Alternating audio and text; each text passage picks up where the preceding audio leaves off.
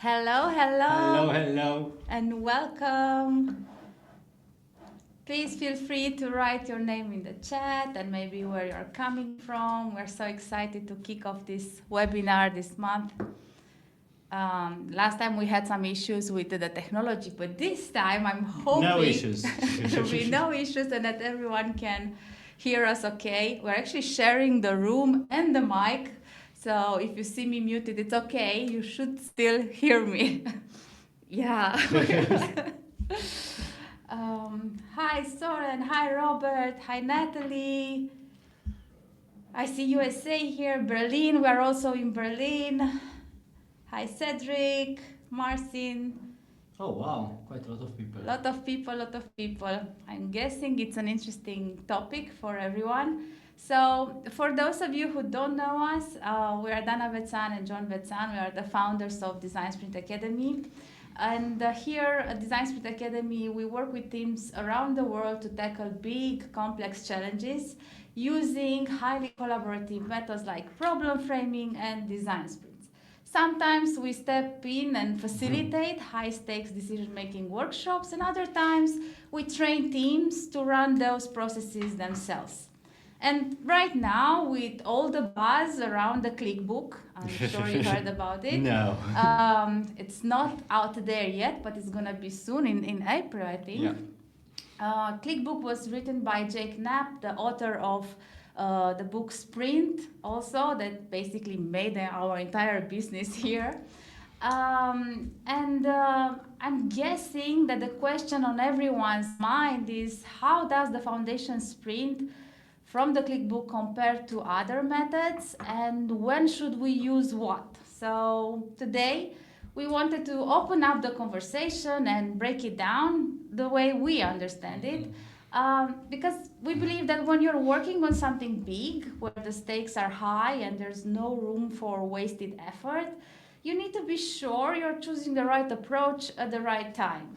So today, maybe John, if you click on the agenda, we'll start a little bit to talk about problem framing, then we'll move into the foundation sprint to explain it what it is, and wrap up with design sprints, showing you exactly when to use each method and how basically they fit together.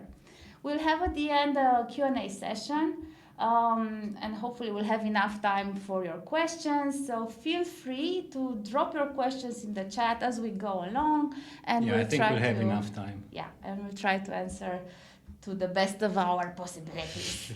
So our goal is that by the end of this session, you'll have a clear picture of how these methods fit together and how to use them wisely.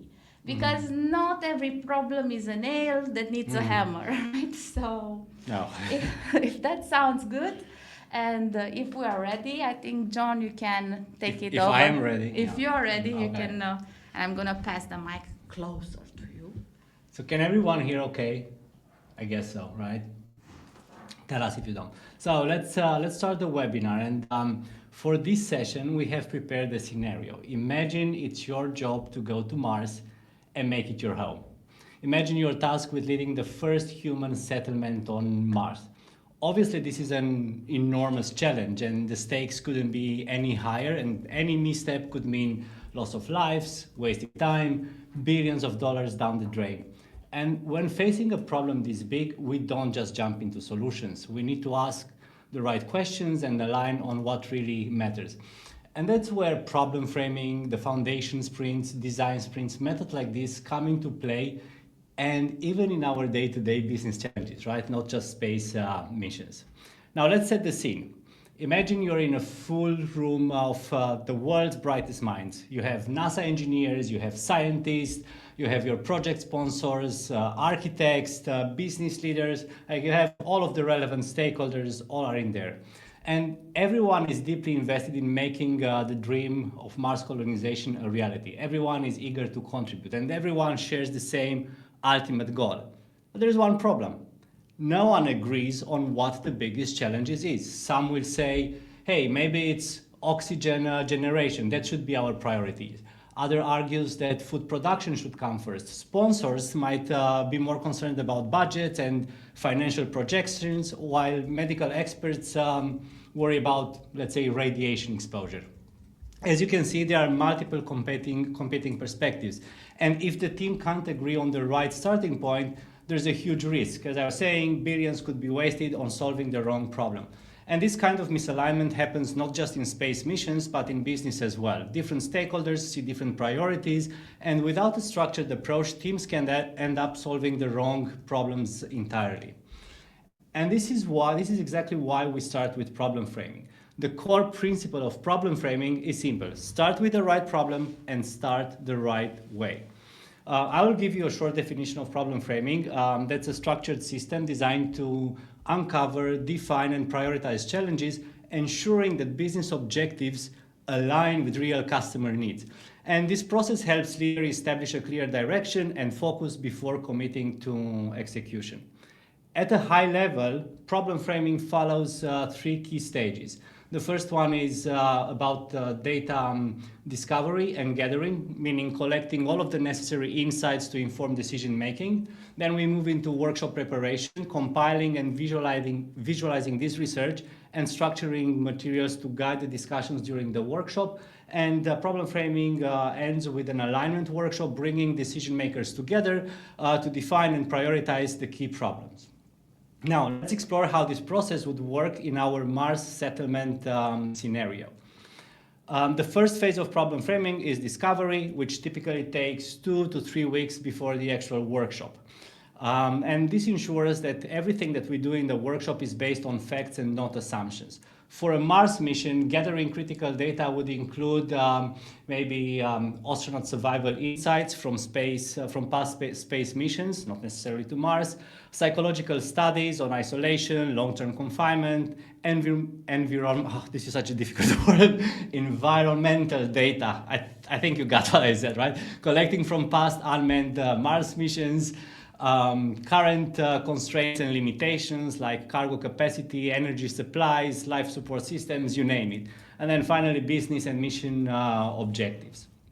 So by gathering and structuring all of this information, we create a foundation of knowledge that ensures that the problem framing workshop is rooted in real world insights rather than just assumptions and speculation. Once the necessary data is collected, the next phase is the workshop preparation, where all of the findings are compiled into a strategic opportunity brief. This document is shared with all of the workshop participants, particularly decision makers, to ensure that they have the necessary context before discussions begin. However, another crucial step here is mapping out real-world adaptation strategies. Like, what do I mean by this? We often think of Mars settlers as being pioneers, stepping into completely unknown. And while that is partially true, humans have already adapted to extreme environments on Earth. Mars settlers won't be the first people to survive, let's say, in harsh, resource-scarce or isolated conditions. Humans have done this before, and they have developed resilient survival strategies in some of the world's most extreme environments. And I will give you a few examples here. The Tuareg people of the Sahara, they thrive in nearly waterless, extremely hot and challenging terrain.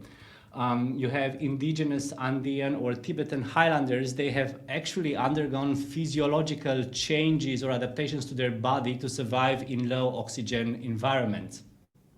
Then you have Antarctic researchers or submarine crews. They endure long-term isolation in confined, resource-limited spaces, right? And they have to develop effective social structures and mental health strategies so they can cope.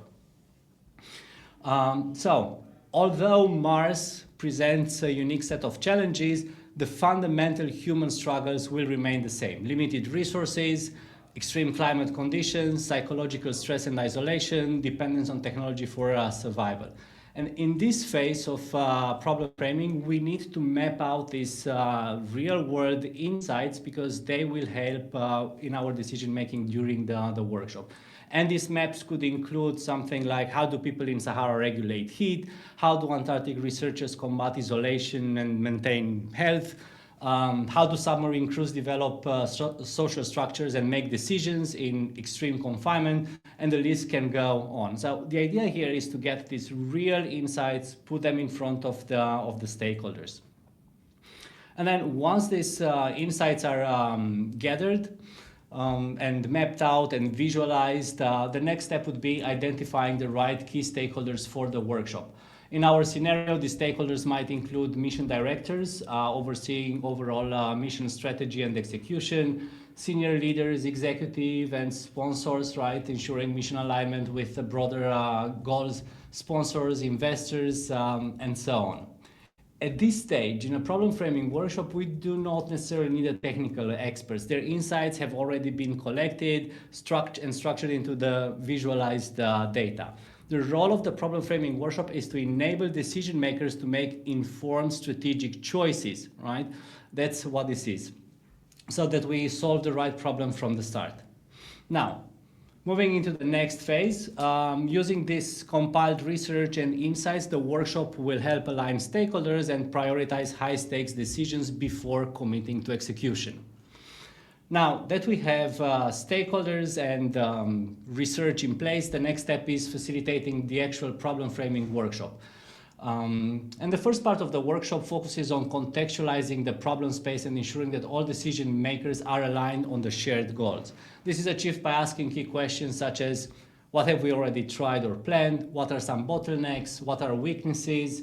What are external factors, may it be political, economical, technological, environmental, that could impact settler survival and adaptation? What are other competitors doing there? Maybe aliens, I don't know. So these are the kind of questions that we want to ask, so everyone is on the same page regarding the problem space. And then additionally, stakeholders may have different priorities. So it's very important to help clarify those business goals and make sure that everyone is aligned, right? How do we define success? How do we measure it? Where can we make the biggest impact? And by addressing these questions overall, the team can align, one, on the shared understanding of the problem, and two, determine joint goals for the mission. I know I'm talking about space missions here, but it works just the same in business, right? Good. Oh, why am I moving this?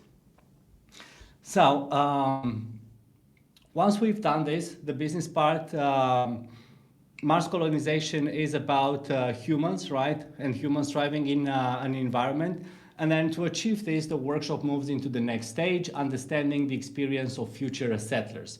And here we would ask questions such as, how do people already survive and thrive in extreme environments today? What lessons can we take from those survival strategies, right? And use them for Mars. And at this point, decision makers will be presented with the real world survival strategies collected in the previous research phase that I just presented. By analyzing these sort of case studies, the maps, they can build empathy and gain a deeper understanding of all of the psychological, physiological, logistical challenges that settlers will face. But also, instead of just focusing on survival, this stage pushes decision makers to think about thriving. So we also not only look into the past and what's been done and insights, but we look into the future and start coming up with opportunities, right?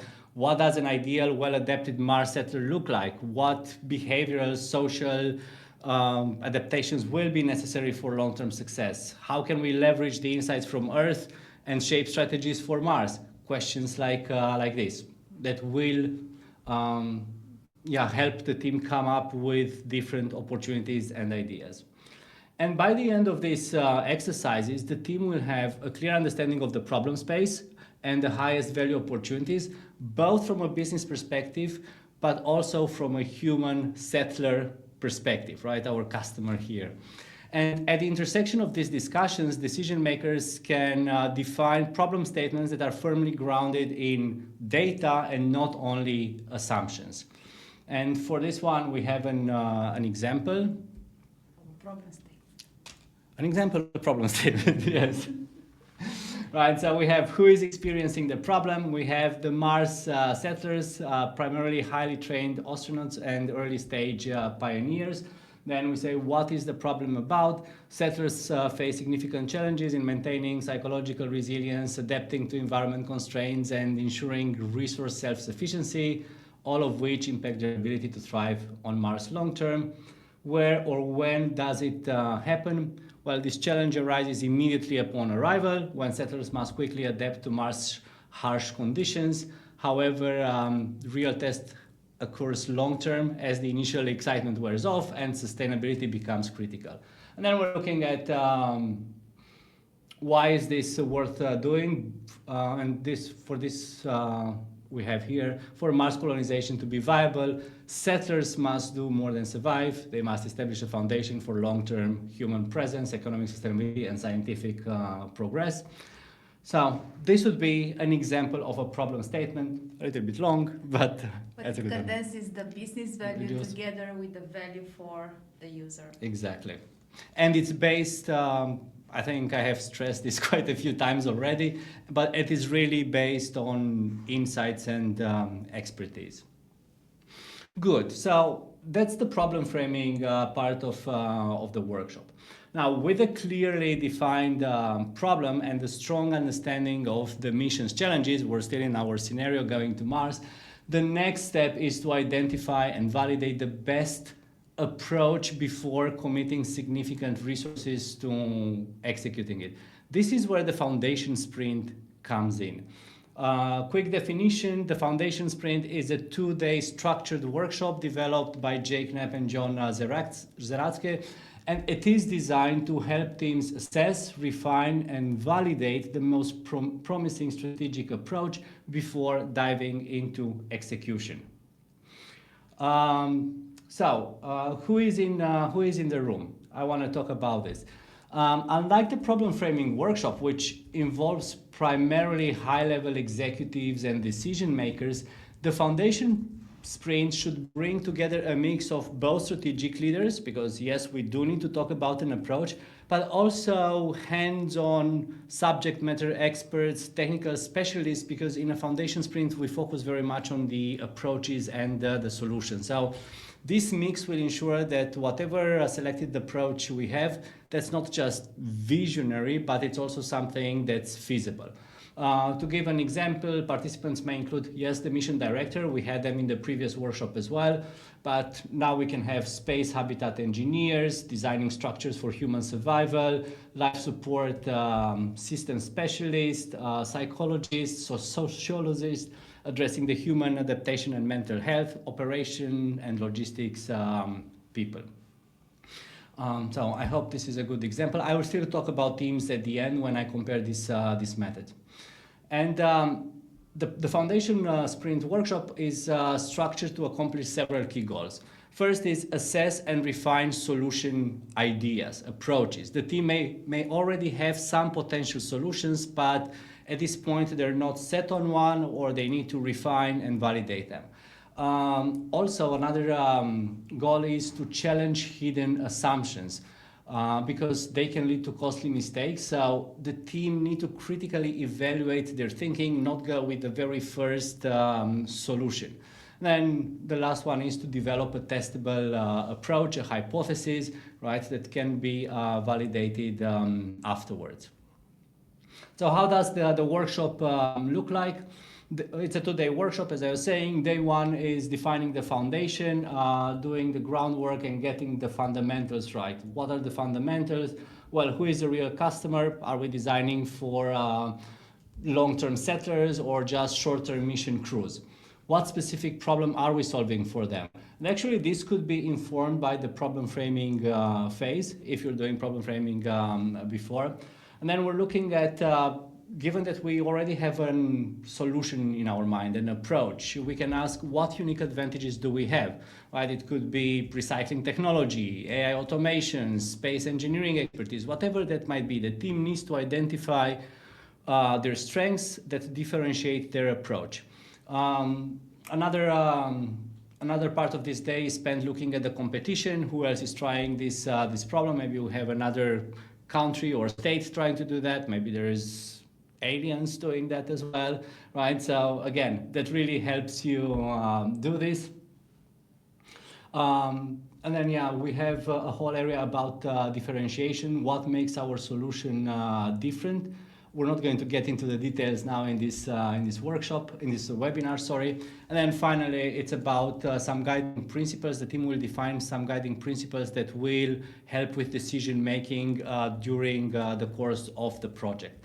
By the end of the first day, the team creates something that's called the mini manifesto, which is a concise articulation of the opportunity, of the approach, and its differentiating factors. And then moving on to day 2, selecting the best approach.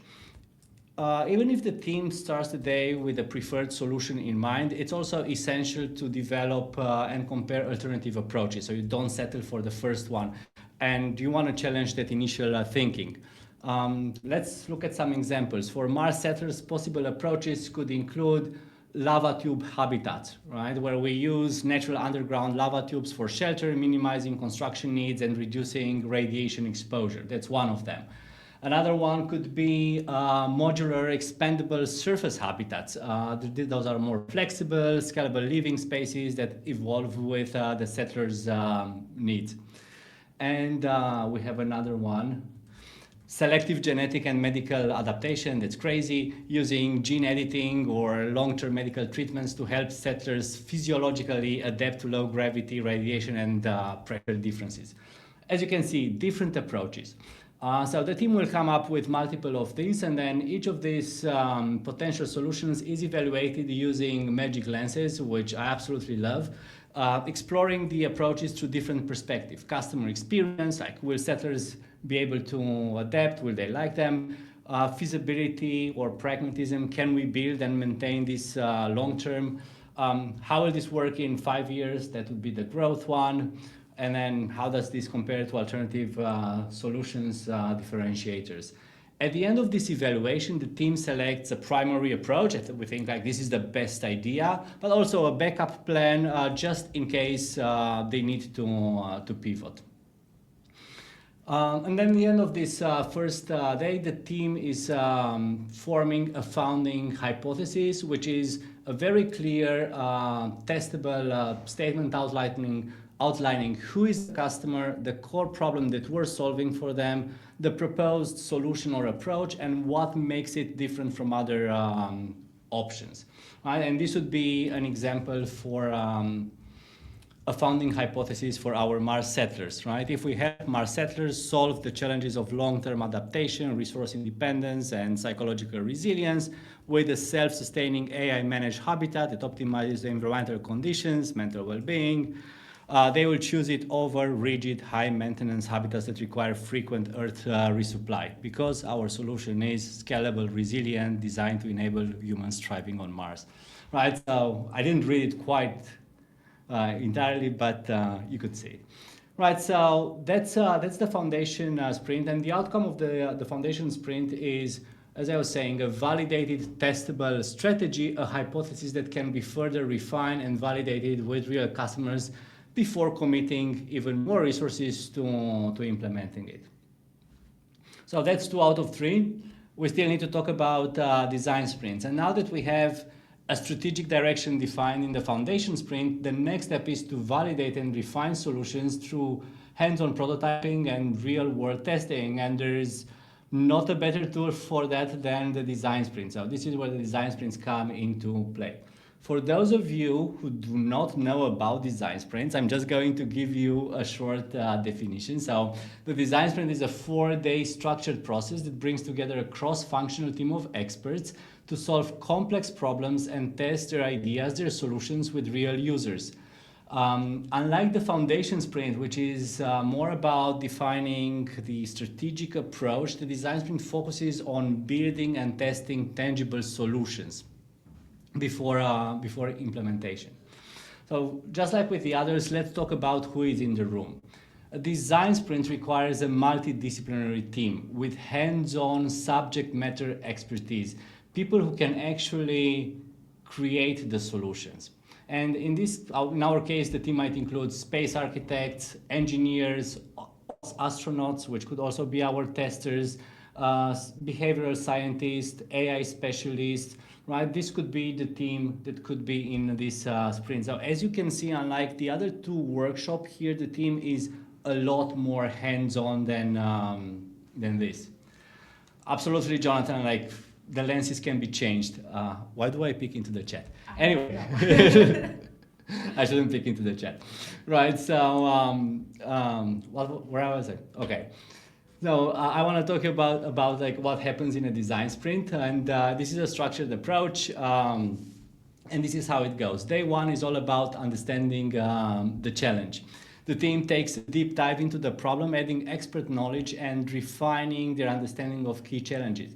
This is not about redefining the problem that was established in problem framing, that was maybe discussed during the foundation sprint. Instead, it's more about layering it with additional insights that come from the team, or things like user journeys or process maps or system flows, technical, logistical constraints that come from the team, and other insights that they might have. And that's day one. So once we do that, by the end of the day, the team narrows down and defines the sprint focus, choosing a specific aspect of the challenge, the most critical part of the problem that needs to be solved. Once this is done, the second day is all about ideation and concept development. Each participant in a sprint, they brainstorm, they create a solution based on the settlers' needs, constraints, requirements identified during day one. Because everyone is doing one solution, you will get multiple ideas, multiple competing ideas. By the end of the day, the team will evaluate, review, and vote on the most promising concepts, which will then be merged into a master concept, which will show maybe how settlers will interact with the system, with the habitat on Mars. Right, so the idea is that the concept is a best of everyone's solutions. Day three is about prototyping the solution. The team needs to build a high fidelity prototype based on that concept that they came up with the previous day. In our case, just to give some example, it could be maybe VR, AR simulations of habitat layouts, AI-driven predictive model simulating system behaviors, even physical mock-ups of key habitat components. So this could all be prototypes in this made-up scenario. All right, and then the last day of the design sprint is testing this prototype with real users. You'll test with individuals who can closely simulate Mars settlers, maybe astronauts that have been on long-term mission in space, right? And as they interact with the prototype, they will provide direct feedback on usability, on comfort, adaptability, functionality. And by the end of the design sprint, the team will gain real-world insights that guide next steps. If settlers struggle with the prototype habitat design, you can make revisions, right? If they feel confined or unsafe, you can adjust the design of the modular system. If the system has critical flaws that you identify in simulations, it's good to know before you actually build it. And at the end of the day, the design sprint really de-risks solutions by enabling this rapid learning and iteration before committing to any sort of implementation. Good, so we covered 3 methods using this scenario. Now back to work. Let's try to bring everything together. We have covered problem framing, the foundation sprint, and the design sprint, and each of these methods deliver a clear and tangible outcome. The problem framing results in a validated problem based on real data and insights. When I say validated, that means we have high confidence in it, just because, as I was saying, it's based on data and insights, it's not just assumptions. Foundation sprint is a bit different. At the end of the foundation sprint, we have a testable hypothesis. Often this is a well-informed best guess, right? Like that's what it is. That needs to be tested or before being implemented. Even Jake Knapp refers to this as a best guess hypothesis in his book. And then the design sprint delivers a customer validated solution or prototype, right? That's what it does. So these are like the outputs of each of the 3 frameworks. But together, I would say they form a structured approach for solving big challenges very efficiently.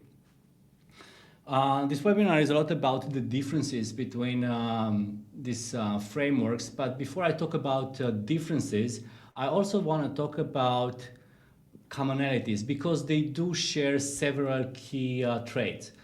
The first one is they're very fast. Unlike traditional ways of working, which often involves endless meetings, slow decision making, this approach is focused on intensive, structured workshops, right? Like it's focused burst of work. And this is what enables rapid progress because it literally brings everyone together in these work sessions. They're also highly collaborative. Each method requires cross-functional participation, whether it's stakeholders, experts, decision makers. They all work together to align on goals, make decisions, or solve problems. They provide shared clarity. So instead of leaving teams with vague takeaways or misalignment, these methods ensure everyone lives with the same understanding. And this clarity, right, helps prevent confusion and wasted effort later. And this one is something that I really like. They lead to actionable outcomes. Unlike traditional meetings or other ways of working that often end with a decision, hey, let's hold another meeting, this framework produces tangible practical results, which we already talked about. Defined problem statement, testable hypotheses with the foundation sprint, customer validated prototypes with the design sprint. And finally, they're all user-centered. Problem framing relies on research, data, user insights to make sure that the right problem is defined. Foundation sprint revolves around developing hypotheses centered on the selected users and their challenges. And the design sprints build solutions around real users, and at the end, you're testing with them directly. So by keeping the focus on the users, all of these methods will deliver and drive high impact results. Good. So that's what we have inside the commonalities of these frameworks. Now we want to talk a little bit about the key differences between them. First, I will start with the principles. I would say each method follows a distinct principle that guides when and how to use it. Problem framing, it's start the right way. It ensures decision-making is based on real data, insights, giving confidence that the teams are solving the right problem. That's why we say start the right way.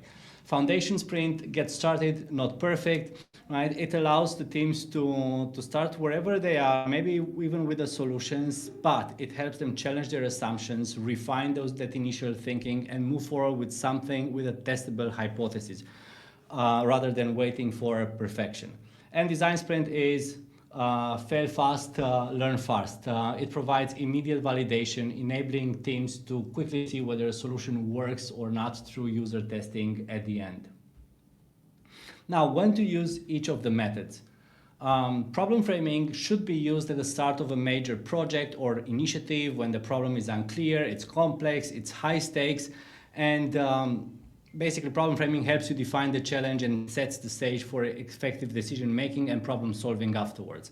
Foundation sprint is ideal when there's already a proposed approach or solution. And as much as we want to start with the problems all the time, like many times teams start with the solution. So foundation sprint is a great method when you're in that situation because it ensures teams don't rush into execution blindly. Instead, they challenge their thinking before execution.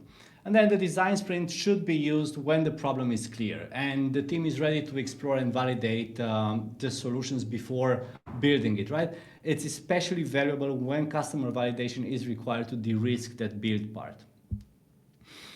Duration of the methods, that's another aspect. Problem framing is just a one-day workshop. Sometimes it could be even shorter, but it requires some preparation time. Sometimes 2 to 3 weeks of preparation to gather and visualize all of those critical insights that are necessary for decision making. Foundation Sprint is a 2-day workshop that requires minimal preparation, but having the right people in the room is crucial for its success, because those people would have a lot of the insights. Of course, preparation doesn't hurt, and if you run it after a problem framing session, it's even better because you already have clarity on the problem, and then you can focus more on that solution part. Design sprint is 4 days. All that it requires is a well-defined problem or a testable hypothesis before execution, and it can be built on the work done in the problem framing, so leveraging the same research and insights, or foundation sprint. Another difference is when we're talking about the team composition. Like, problem framing is so focused on strategic decision making, so it should involve senior leaders and executives. Subject matter experts do not need to attend just because they're not on the same level of decision making, so the workshop would not have a good dynamic. And anyway, their insights are already synthesized, they're visualized, right? So they're already in the room helping senior leaders make those decisions. Foundation sprint is a mix, right? Strategic decision makers, because we do have to decide on an approach that's important for the entire team, organization, whatever that might be. But you also need technical experts, right? Because we're talking about actual approaches, solutions, so we need to have that expertise in the room as well. And then the design sprint is hands-on, solution-oriented. Here we're actually building something, so this requires mostly subject matter experts who can develop, prototype, and test solutions. Yes, you do have a decider, so you can have one executive in the room, but like the bulk should be people, subject matter experts. The focus of each method, problem framing, it ensures strategic alignment between business goals, user needs, defining the right problem and direction. So this is very much focused in the problem space. Foundation Sprint is a hybrid. It is strategic, but leans a lot into the solution space, exploring all of these alternative approaches, challenging assumptions, differentiators. So I would say it's still mostly solution with a little bit of problem exploration, and then the design sprint is mostly focused on the solution space. Now, we talked about outcomes, very quick recap. Validated problem statement for problem framing, a testable hypothesis for foundation sprint, a user-tested prototype for the design sprint. And some final takeaways here. If the problem is complex or unclear, always start with problem framing. If the problem is clear, but the best approach is uncertain, use a foundation sprint. Also, if you don't have time, if you're handed a solution, right, which happens so often, and you need to start at that point, a foundation sprint is still a good method to use, just to challenge that initial request and thinking, and maybe consider alternative approaches. And then if the problem is clear, but the solution is unknown, then you want to run a design sprint to do risk execution before investing in development. So as you can see, every method has their own role. And that was it. Now, if you want to learn about these methods for problem framing, we have launched a wonderful online masterclass in December. So it's about 6 hours of videos, all of the tools and resources that you can dream of to facilitate and prepare these sort of workshops. There's also live coaching with Dana and I to ask your questions. So that's something that you can use to learn problem framing. For design sprint, we do offer in-person training, as we've done since 2016. So I think it's the oldest design sprint training in the world, outside Google maybe. And foundation sprint, we're going to launch this very soon. It's going to be an online free training. We wanted to launch it today, but we were sick last week, so we couldn't finish all of the recordings. But probably in next week or the following, we're going to have this foundation sprint training. And with that said, I'm done with my presentation. And if we have questions, we have questions? We do have questions. Because I didn't look at the chat. Like one time I did it and then Dana yelled at me. This one from Neda. Can all the workshops be done online and using AI? How much AI would shorten the overall duration of? Okay. So all of the workshops can be done online, definitely. For problem framing, there is a Miro board. For foundation sprint, we also have a Miro board that's available. Same for design sprints. Now, using AI, depending on how do we use AI, we like to use AI when we prepare these workshops. In the actual workshop for ideation, decision making, personally, I don't encourage that much because I think it should be about people coming together. Yes, sometimes in the workshop, especially during the design sprint, when people ideate, they might go to ChatGPT, ask a question, and get some inspiration. But we don't use AI heavily in a workshop. So I can't answer like how much AI would shorten the overall duration. Okay, we have another question from Marcy. Do we need problem framing if we have a well-defined product strategy? I mean, a product strategy, the way I envision a product strategy is knowing what problems you're solving. So I would assume you have very clear problem on your product strategy or on your roadmap. So in that case, maybe no, you don't need a problem framing. You can just move into validating solutions for those problems. Question. What about the discovery and insights? Do you have any research skills and insights training masterclass to that? I'm just going to say very, very shortly, it's an entire module on the problem framing masterclass on how we deal with that and how we gather the research and how we prepare the research. We're not world-class researchers. That's not what we do all day, but like we do need insights for our workshops. So we show our way of doing that. So that's part of the masterclass. And Dana, if you want to add anything to this question.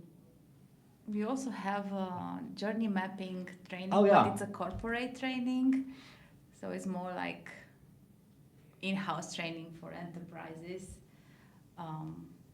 But no, yeah. that would be those would be the options. Part of the problem framing masterclass, and there's a dedicated journey mapping and persona development training that you can see on our website, I think.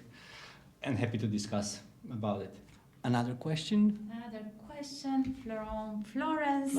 I have noticed that the what and the when where sometimes overlap with some clients. Do you remove the when where in some instance?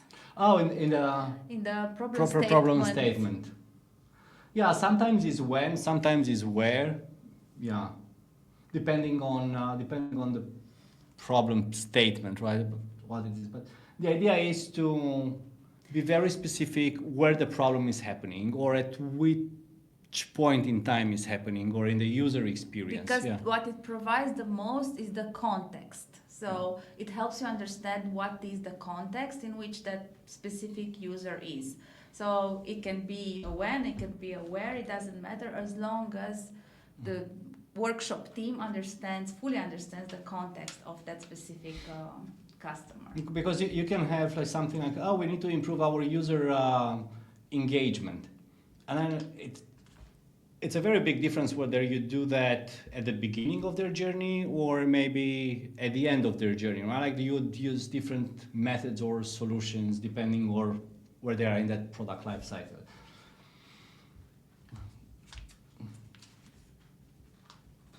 What else do I have? I have this from Giovanni.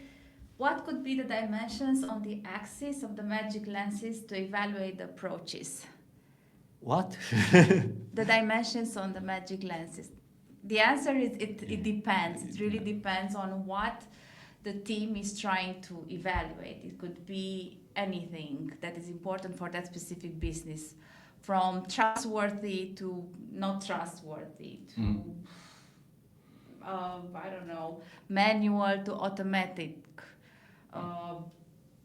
too expensive to affordable. It really depends on what's important for the team and for that project. Yeah. And this will help customize those lenses. So it's basically a decision-making tool. That's why the foundation sprint is not an easy workshop. There is a lot of thinking. It is a lot of thinking, and it's deep thinking, and it's very hard. Basically, we try to run the foundation sprint through different case studies that we have already done for clients, and it is like ruining your brain. It's super, super difficult if you really want to have good results and make sense of it. So it feels simple, but it's very complicated. I will take this question from Lisa. What kind of prep work would you suggest before a foundation sprint for a team? So to me, the preparation work there would be around the problem, because in a foundation sprint, I'm not sure how many of you read the book or know the approach, there is not too much time dedicated to problem exploration. I mean, literally in the workshop, they're asking, what is the problem? So the team brainstorms on Post-its different problems. They vote with dots. A decision maker makes a decision. But those could be assumptions. And the same, they're asking, who is the customer? Who are we helping? And the process is pretty much the same. And it takes just a few minutes. Right? So it's more about alignment. That's why I think before the workshop, it's very good to have still a well-defined problem, to be very clear on the customer, and then use the workshop just for alignment. Is the book you're referring to for Foundation Sprint the Click book? Yes, Gillian. Yeah. Another question from Caroline. What if we have a solution and we want to find out the business potential? What is the best process? I would say it's a combination of foundation sprint and then immediately a design sprint, because you do want to see if that solution works. But the design sprint is more like a user.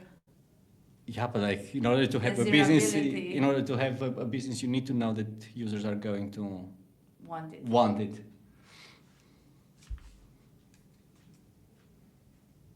Depends on how you define the business potential, but top of head, this is how I would look at it. Like, I have a solution, let's challenge it with a foundation sprint, and then let's look into more refined solutions with design sprints and see if they work or not. Have I missed questions? I don't know if I missed something. The users also want it.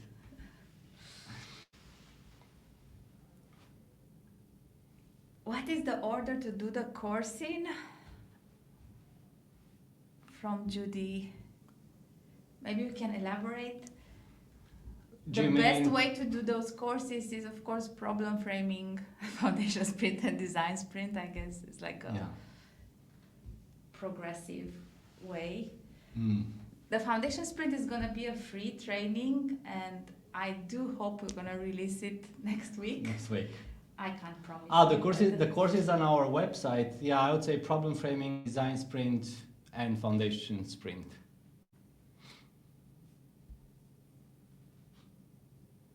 All right. I don't know if we still have questions. There are quite a few. Yeah, I'm not sure, Caroline, if you've done a design sprint, then if maybe the first part of problem framing you can do on that to see the business potential, just to align the stakeholders around it. What would be the business goals and something like this, but I'm not sure. So.